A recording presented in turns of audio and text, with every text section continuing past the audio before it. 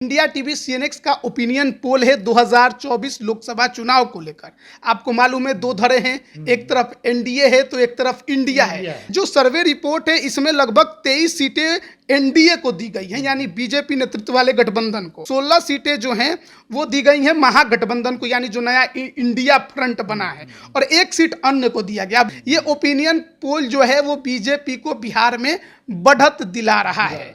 लोकसभा का चुनाव है और लोकसभा का चुनाव पिछले 2 बार हम देखे हैं कि नरेंद्र मोदी के चेहरे पर होता है। समीकरण महागठबंधन के पक्ष में है, लेकिन 24 के चुनाव में वो मतदान व्यवहार में कितना बदल पाएगा ये वक्त बताएगा। कहीं ना कहीं मुकाबला कड़ा हो सकता है, लेकिन अभी भी एनडीए गठबंधन को इस ओपिनियन पोल में भारी बताया गया है। नमस्कार, मैं हूं रवि रंजन, आप देख रहे हैं लाइव बिहार। 2024 के चुनाव की तैयारी पूरे देश में शुरू हो गई है और सभी चैनलों पर और जगह जगह अखबारों में भी इसके लिए ओपिनियन पोल का भी दौर शुरू हो गया है।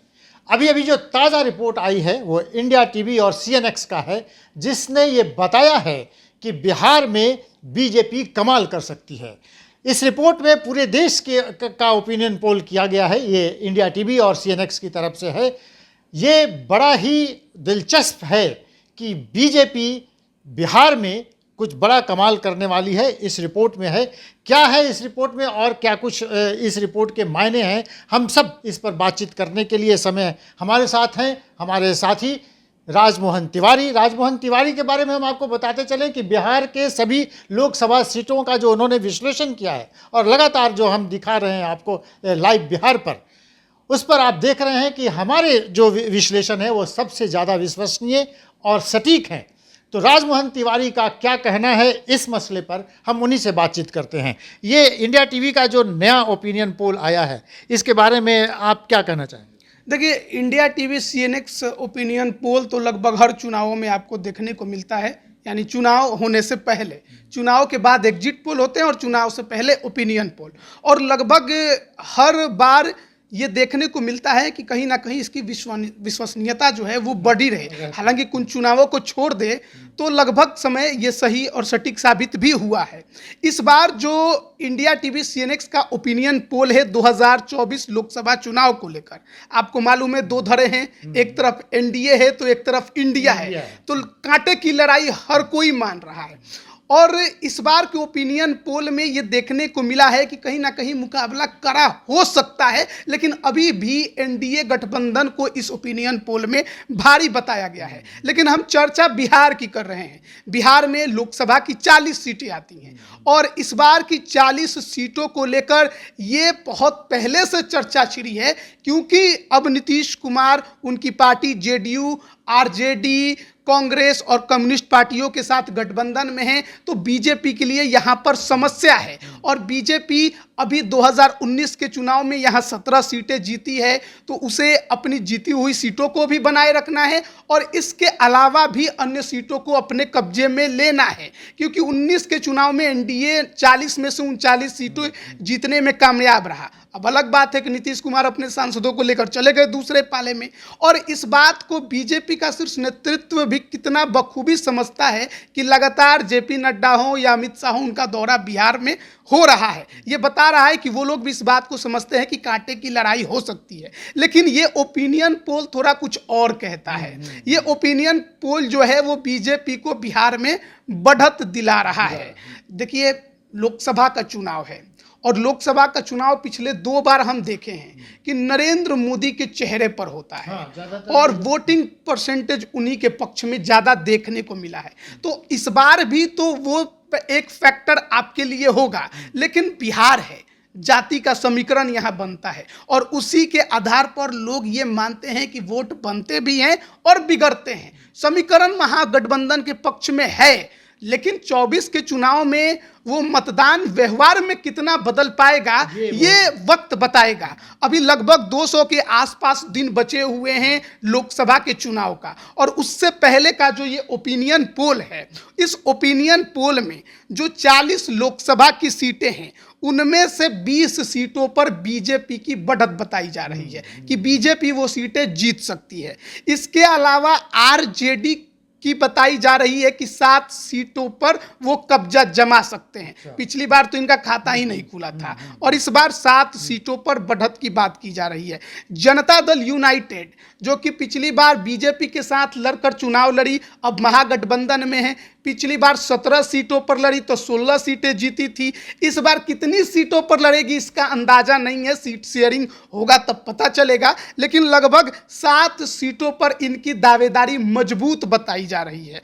और इसके अलावा एलजेपीआर यानी कि चिराग पासवान की पार्टी अभी तक किसी गठबंधन का हिस्सा नहीं थे, लेकिन अब एनडीए में शामिल हो गए हैं। माना जा रहा है कि 5 से 6 सीटों पर उनकी पार्टी चुनाव लड़ सकती है और 2 सीटों पर उनकी बढ़त बताई जा रही है। पिछले 2 चुनावों को देखिएगा, 14 में 7 सीटों पर उनकी पार्टी लड़ी थी, 1 हारी थी, 6 जीती थी।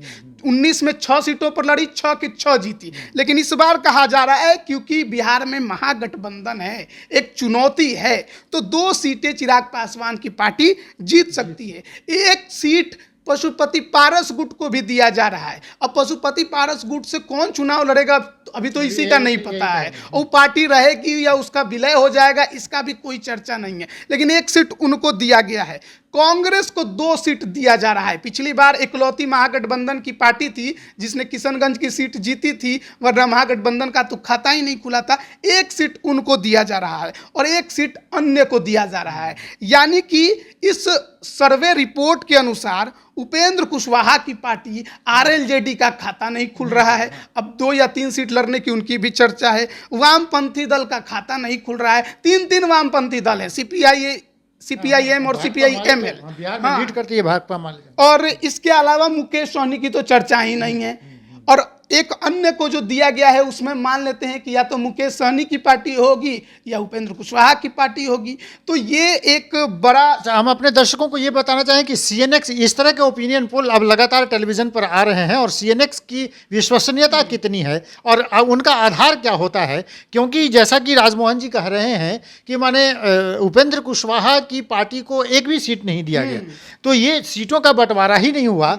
अभी तक तो यही तय नहीं है कि कौन सी पार्टी कितने सीटों पर। आरजेडी 7 पर जीत जाएगी, इसका माने कि उसका सीट शेयरिंग ज्यादा होगा। देखिए, एक बात तो मान के चलिएगा कि आरजेडी और जेडीयू का सीट शेयरिंग महागठबंधन में सबसे ज्यादा होगा और लगभग बराबर होंगे।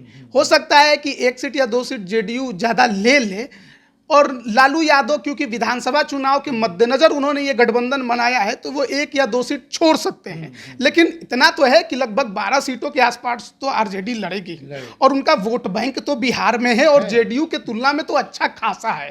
तो जेडीयू का भी वोट बैंक अगर उनके साथ आता है सही मायने में तो फिर 7 सीटें वो जीत सकते हैं। लेकिन इस बात को हमें समझने की जरूरत है कि सीट शेयरिंग भले अभी ना हो, लेकिन ये ओपिनियन पोल जो बनाया गया होगा वो संभावनाओं के आधार पर बनाया गया और ये मान के चला गया होगा कि इस सीट पर इनके तरफ से पिछले बार ये चुनाव लड़े थे तो इनकी दावेदारी होगी। जैसे उपेंद्र कुशवाहा 2014 में जब बीजेपी के साथ थे एनडीए में तो 3 सीटों पर लड़ा था उन्होंने, जहानाबाद, काराकाट कि वो सीट चुनाव उन्होंने लड़ा था और एक सीतामढ़ी की सीट लड़ा था और तीनों सीटों पर उनको जीत मिली थी। इस बार चर्चा है कि काराकाट पर और उजियारपुर के साथ मोतिहारी की सीट उनको मिलेगी। तो काराकाट तो एक फिक्स सीट है और इस वहां पर वो जगह है जहां पर उनकी दावेदारी बनती है। हालांकि उजियारपुर में नित्यानंद राय अभी सांसद हैं, अब वो सीट छोड़ेंगे तभी वो उनको मिलेगी, नहीं छोड़ेंगे तो फिर उपेंद्र कुशवाहा कहीं और जा सकते हैं। तो ऐसे में देखिए अभी ओपिनियन पोल मुझे नहीं लगता है कि ज़्यादा सटीक साबित होंगे। ये बड़े बड़े पार्टियों के लिए सही हो सकते हैं, लेकिन छोटी पार्टियां कहां पर कौन सा खेल कर दे ये किसी के लिए कहना आसान नहीं होगा। मुकेश सहनी का चर्चा नहीं छिड़ा है, लेकिन मुकेश सहनी अगर एनडीए में आ गए अभी तो ये बाकी है, तो अगर मुजफ्फरपुर सीट उनको मिल गई तो उनकी दावेदारी भी बन जाएगी क्योंकि सेफ सीट बीजेपी की और एनडीए की वो मानी जाती है। या फिर महागठबंधन में चले गए तो कौन सी सीट पर लड़ेंगे ये भी नहीं मालूम है और रालोजपा का क्या होगा ये कौन जानता है, कोई नहीं जानता है। तो ये जो सर्वे रिपोर्ट है इसमें लगभग 23 सीटें एनडीए को दी गई हैं, यानी बीजेपी नेतृत्व वाले गठबंधन को, और लगभग 16 सीटें जो हैं वो दी गई हैं महागठबंधन को, यानी जो नया इंडिया फ्रंट बना है, और 1 सीट अन्य को दिया गया। अब अन्य में या तो उपेंद्र कुशवाहा हो या मुकेश सहनी हो या निर्दलीय हो, कोई भी हो सकता है। तो ये एक ओपिनियन पोल का सर्वे था इंडिया टीवी सीएनएक्स का, और देश भर का है, लेकिन हम बिहार के बारे में आपको बता रहे थे। लेकिन बिहार में जो सीटों की शेयरिंग की बात हो रही है, बातचीत को अब हम इसको समेटने की कोशिश करेंगे कि बिहार में एनडीए और इंडिया के बीच सीधा मुकाबला होने वाला है। क्या एनडीए माने सारे सीटों पर एनडीए माने जो अभी गठबंधन है वही गठबंधन रहेगा कि इसमें और कुछ फेरबदल होने की संभावना है? देखिए, बिहार में अब ज़्यादा कोई पार्टी बची नहीं है जो इधर उधर करने वाली है।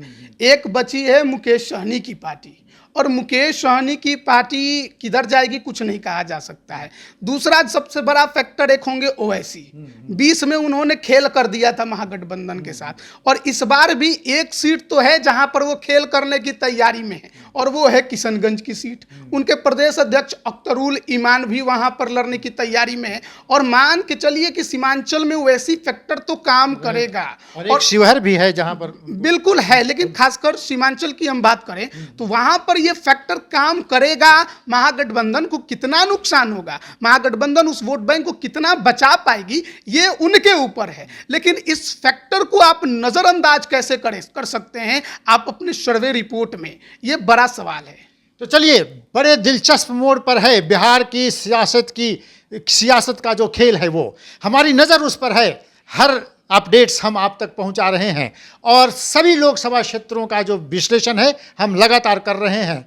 लाइव बिहार पर आप देखिए, बिहार के 40 लोकसभा सीटों पर जो उसका विश्लेषण हम कर रहे हैं, हर रोज़ आप उसको देख सकते हैं। ये जो कहानी जो अभी जो इस तरह के ओपिनियन पोल आ रहे हैं, और लगातार इस तरह के ओपिनियन पोल आएंगे, कितना विश्वसनीय है ये ओपिनियन पोल, लेकिन लाइव बिहार पर जो हम आपको दिखा रहे हैं उसको आप ज़रूर देखिए। देखते रहिए लाइव बिहार, इस तरह के और बातचीत हम आपके लिए लेकर आएंगे। जुड़े रहिए लाइव बिहार के साथ, देखते रहिए लाइव बिहार। नमस्कार। लाइव बिहार यूट्यूब पर सब्सक्राइब और फेसबुक पर लाइक ज़रूर करें।